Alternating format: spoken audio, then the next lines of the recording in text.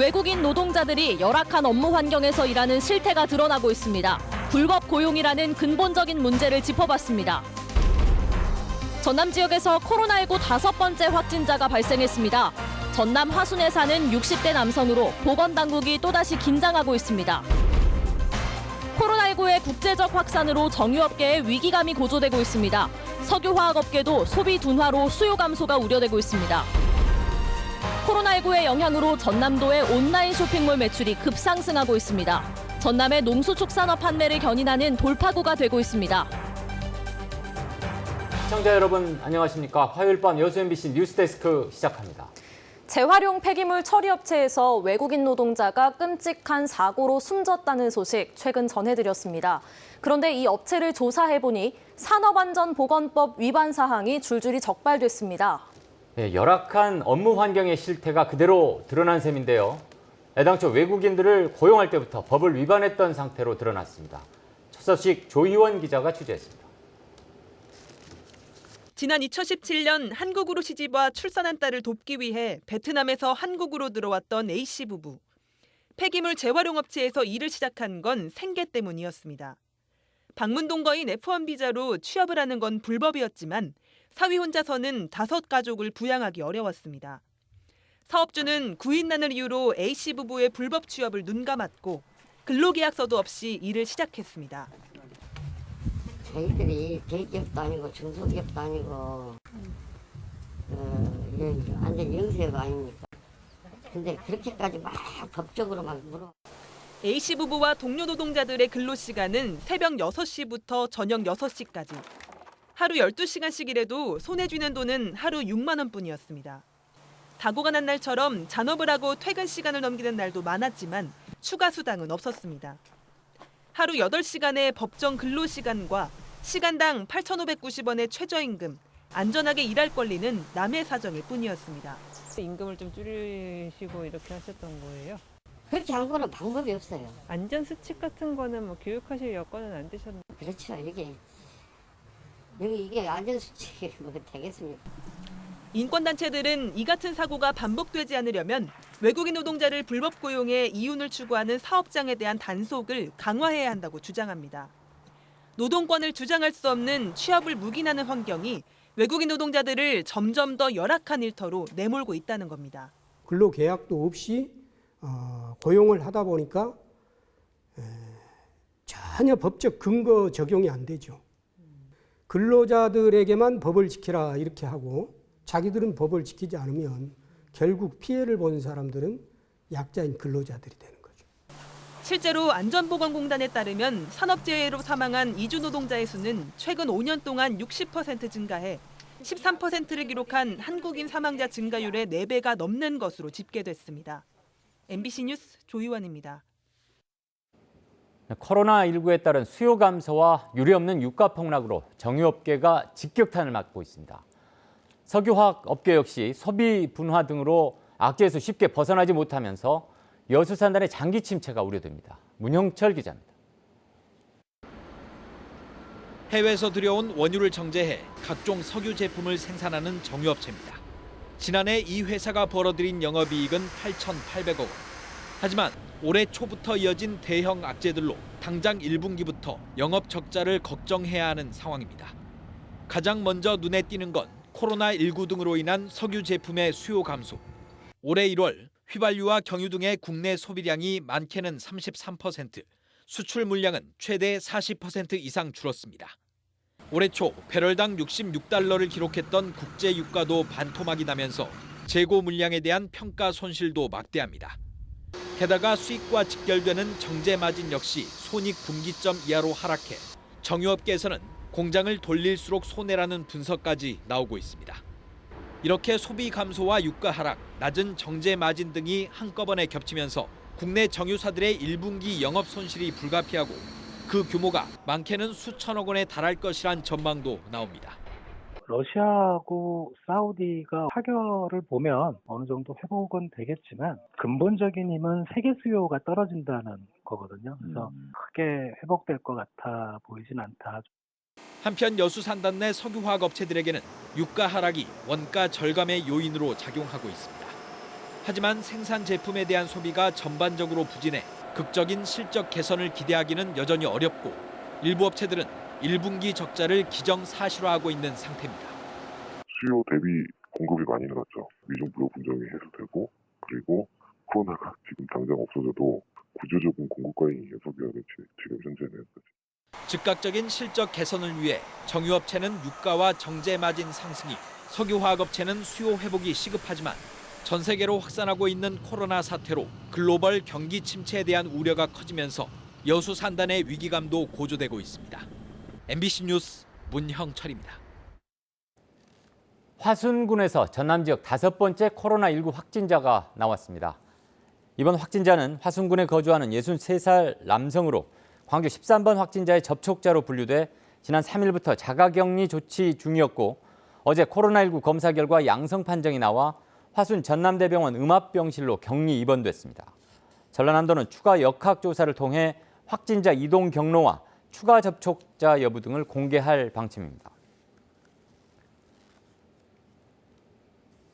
코로나19에 따른 수입 감소로 전남 문화예술계와 여행업계 90% 이상이 운영난을 겪고 있는 것으로 조사됐습니다. 전남문화관광재단이 지난달 28일부터 열흘간 도내 문화예술단체, 여행사 218개소를 대상으로 코로나19 피해 상황을 조사한 결과 공연예술 분야에서는 98%, 미술 분야에서는 91%가 공연 또는 전시 취소 등으로 운영난을 겪고 있는 것으로 조사됐습니다. 또 지역 내 여행사들도 관광상품이 90% 이상 예약 취소되면서 매출액이 크게 줄어든 것으로 나타났습니다. 전남문화관광재단은 다음 달 개소 예정인 예술인 복지지원센터를 조기에 가동하고 상담 창구를 운영한 뒤 피해에 선제적으로 대응할 계획입니다. 코로나19의 영향으로 지역의 농수축산업계도 심각한 경영난을 겪고 있는데요. 전남 농수축산물 온라인 쇼핑몰 남도장터가 지역 농민들을 돕는 효자 노릇을 하고 있습니다. 김주희 기자가 보도합니다. 순천시 해령면의 한 농수산물 전문 유통업체. 지역에서 생산돼 전국으로 배송될 토마토와 키위를 포장하는 손길이 분주합니다. 이 업체는 코로나19의 영향으로 비대면 구매가 확산되면서 최근 매출이 큰 폭으로 늘어나고 있습니다. 딱 한 3개월 전하고 그다음에 그 코로나 오고 나서 한 2달 딱 지나고 나서 상시적으로 나가는 물량이 최소한 50개에서 100개 이상 그냥 늘었더라고요. 이처럼 전남의 농수축산물을 전문으로 취급하는 온라인 쇼핑몰 남도장터에 입점한 업체는 현재 모두 600여 개소. 전남의 농수축산물과 가공식품만 6천여 가지가 판매되고 있는데 올해 1, 2월 2달 동안의 매출액만 33억 4천여만 원에 이릅니다. 지난해 같은 기간에 비해 33배나 폭증했고 지난해 한 해 매출액의 절반 수준에 이르는 규모입니다. 전남도는 최근 남도장터 모바일 앱도 운영에 들어갔습니다. 예, 지금 현재 구매하실 수가 있는데요. 정식 오픈은 아니고요. 좀 더 손을 볼 수가 있는데 구매하시는 데는 전혀 문제가 없습니다. 전남의 1차 산업 생산 기반을 구축하고 안정적인 유통망 확대를 위해 운영되고 있는 전남도의 온라인 쇼핑몰 남도장터. 코로나19의 위기 상황 속에서 전남의 1차 산업을 든든히 지켜내는 버팀목이 되고 있습니다. MBC 뉴스 김주희입니다. 정의당이 코로나19로 피해를 입고 있는 농민들을 위해 생계비 지원이 필요하다고 주장했습니다. 도민들을 위해 생계비 지원이 필요하다고 주장했습니다. 정의당 전남도당은 논평을 통해 판로를 잃은 농민들의 피해가 늘고 일용직 노동자와 비정규직들도 일자리를 잃고 있다며 분야별 실태조사와 함께 추경 예산 편성으로 지원 계획이 마련돼야 한다고 밝혔습니다. 또 전라남도가 방역 외 분야에서도 세밀한 대책을 세워야 한다며 이를 위해 적극적으로 협력하겠다고 강조했습니다. 코로나19의 확산을 막기 위해 보건당국이 용도에 맞는 마스크 착용을 당부했습니다. 한국산업안전보건공단은 일반 시민들이 보건용 마스크 대신 산업용 방진 마스크를 사용하고 있지만 호흡 밸브가 있는 방진 마스크는 날숨이 필터를 거치지 않고 외부로 배출돼 바이러스가 전파될 가능성이 크다고 밝혔습니다. 공단 측은 또 산업용 방진 마스크가 현장 근로자들에게 원활하게 공급될 수 있도록 일반 시민들은 구매를 자제하고 보건용 마스크를 착용해야 한다고 강조했습니다.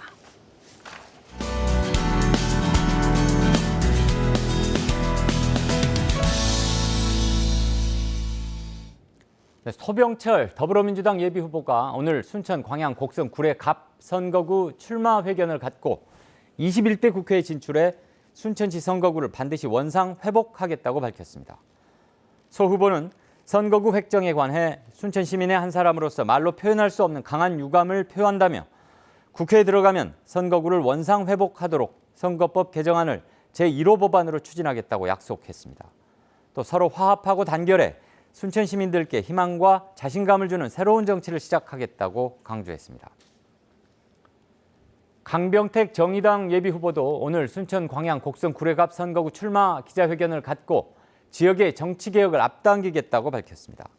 강 후보는 일은 안 하고 싸움만 하는 국회를 바꿔야 한다며 1% 재벌과 권력자를 위한 국회가 아닌 99%의 노동자 시민을 위한 국회가 가장 절박하다고 밝히고 지금까지와는 다른 정치를 펼치겠다는 뜻을 강조했습니다.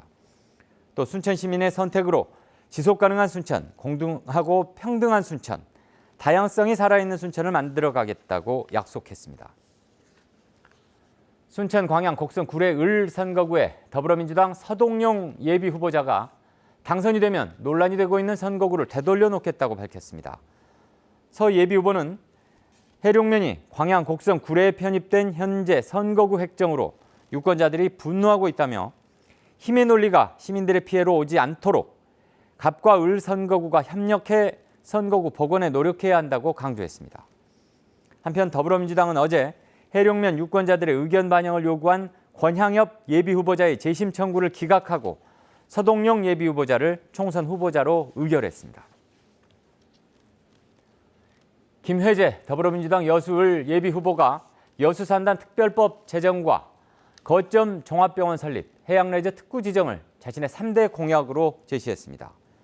김 후보는 오늘 기자회견을 갖고 노후화된 산단에서 발생하는 안전사고나 환경오염 문제를 해결하기 위한 특별법 제정과 섬진강권 영역을 전담하는 환경관리청의 설립을 추진하겠다고 밝혔습니다. 이와 함께 임기 중 상급 종합병원 수준의 지역 거점 종합병원을 유치할 것과 여수를 품격 있는 관광 휴양도시로 발전시키기 위한 특구 지정도 추진하겠다고 강조했습니다. 순천시 선거구 획정 논란과 관련해 헌법 소원 청구가 시작됐습니다. 순천 시민 주권 회복을 위한 헌법 소원 청구인 대표단은 오늘 시청 앞에서 기자회견을 갖고 순천은 2명의 국회의원을 선출할 수 있는 지역이지만 20대 국회는 불법적인 선거구 획정으로 해룡면을 광양 곡성 구례 선거구로 편입시켰다며 헌법 소원에 착수했습니다. 8명으로 구성된 청구인 대표단은 헌법재판소에 시민 탄원서와 신법 시판 청구서를 제출해 불법적인 선거구 획정을 밝혀내고 시민의 힘으로 무너진 주권을 되찾겠다고 밝혔습니다. 더불어민주당이 이번 총선 때 탈당한 뒤 무소속 출마하는 경우를 막기 위해 강경한 대책을 내놨습니다. 더불어민주당 이해찬 대표는 최근 회의에서 여권 소속 후보자들의 원활한 선거운동을 위해 탈당한 뒤 무소속 출마하는 후보자들을 영구 제명해 복당할 수 없게 하겠다며 이를 위해 당규 보완을 언급한 것으로 알려졌습니다. 특히 여당 지지율이 높은 호남에서 당선 뒤 입당이나 복당을 하겠다는 선거운동 사례들이 있다고 지적하고 입당과 복당을 불허하겠다고 강조했습니다. 개학이 또 연기됐습니다. 학교가 감염 확산의 연결고리가 될 수 있다는 우려 때문인데요. 그렇다고 한없이 개학을 미룰 수는 없는 노릇입니다. 게다가 코로나19가 장기화할 거라는 전망이 나온 만큼 개학 이후를 대비해야 할 텐데 교육 현장의 준비는 아직 부족해 보입니다. 김철원 기자가 보도합니다. 30명 안팎의 학생들이 바싹 붙어 앉아 하루 종일 생활하는 교실. 한꺼번에 수백 명이 모이는 급식실. 학교 현장은 콜센터나 교회 못지않게 바이러스 전파가 쉬운 환경입니다. 게다가 어린이와 청소년들은 코로나19에 감염돼도 증상이 없는 경우가 많아 나도 모르게 바이러스를 전파할 가능성이 높습니다. 하지만 한창 뛰놀기 좋아하는 학생들을 서로 떼어놓을 방법이 없습니다. 어른들 있는 데서는 통하지만 자기네들끼리 있으면 다 벗고 다 만지고 다 놀아요. 보이는 데서만 해요, 정말로. 이 때문에라도 발생 감시, 즉 증상을 빨리 알아차리는 게 중요합니다. 발생 감시를 해야지 그 다음에 파급이라고 하는 부분을 더 막을 수 있는 상황이니까 일단은 발생 감시를 하면서 최대한 아이들이 건강하게 생활을 할 수 있도록 하는 지도 이런 부분들이 필요할 것 같습니다. 하지만 학교에 보급된 발생 감시 장비는 체온계가 고작입니다. 등굣길에 학생들의 발열 여부를 효율적으로 체크하려면 열 화상 카메라가 필요한데 광주시 교육청은 이제서야 구매 계획을 세우고 있습니다. 학생 간 접촉을 줄이기 위해 밀집도를 낮추는 데도 한계가 있습니다. 교실이야 시험 볼 때처럼 자리를 떨어뜨려 거리를 둘 수 있겠지만 함께 노래 부르는 음악 수업, 몸을 부대끼는 체육 수업은 어떻게 운영해야 할지 매뉴얼이 없습니다. 짧은 시간에 함께 밥을 먹어야 하는 급식실도 대책이 마땅치 않습니다.